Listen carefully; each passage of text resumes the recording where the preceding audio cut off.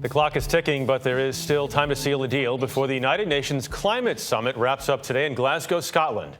Delegates from nearly 200 nations are attempting to keep the goal of the 2015 Paris Climate Accords alive by limiting the threshold on rising temperatures to 1.5 degrees Celsius. That's just a couple degrees Fahrenheit. The numbers may seem fractional, but it's part of the many hopes of this summit which have struggled to become reality. Mark Phillips has the story. Demonstrators have been allowed into the conference center on what was supposed to be its last day, perhaps as a way to concentrate the delegates' minds. There is still a large gap between what these people think needs to be done to keep global warming to a manageable level and what this conference has apparently agreed to actually do.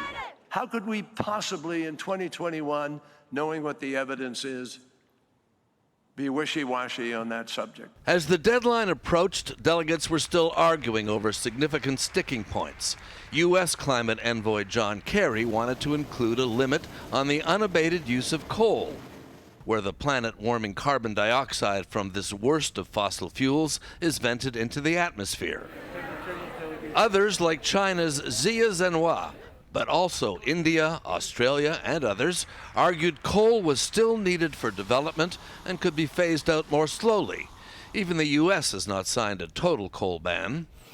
There have been some specific limited agreements here on stopping future deforestation, on reducing emissions of methane, a potent greenhouse gas, on phasing out coal in the long term. But the conference's main objective of keeping global warming to 1.5 degrees Celsius, as was agreed in the Paris Climate Accords, is its most contentious. At this point, all the promises made of greenhouse gas cuts would still allow the planet to warm almost 3 degrees, with all the catastrophic consequences.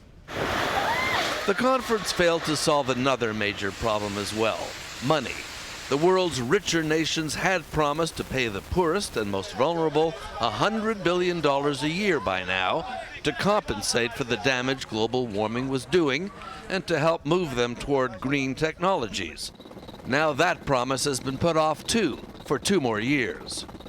And as you know, we and small islands have used the slogan 1.5 to stay alive. How disappointed are you that the money that countries like yours were promised in Paris is still not been delivered? Well, we are very disappointed because it's a promise made, a promise failed. You want them to show you the money? That too, yes. A climate think tank in Princeton, New Jersey has produced a grim little movie showing what science says will be the result of 3 degrees of warming, contrasted with what would happen if greenhouse gases are reduced. For instance, South Florida can't be defended. Miami will be gone one day, but if that happens more slowly, fewer people will lose money, fewer people will lose livelihoods, we'll be able to manage it. So, where do we stand now? Negotiators have been up all night producing yet another final draft for this conference. It still has to be approved.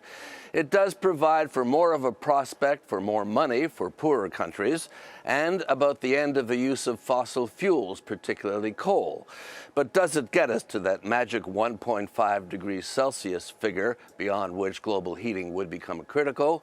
Not yet. For CBS Saturday Morning, I'm Mark Phillips in Glasgow.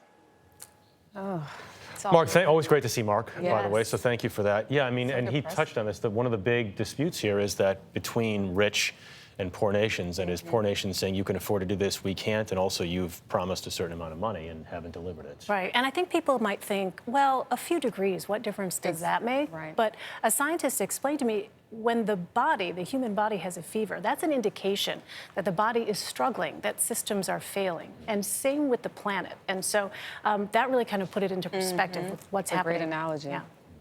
Got to get buy-in from everyone around the world. Yep. Thank you.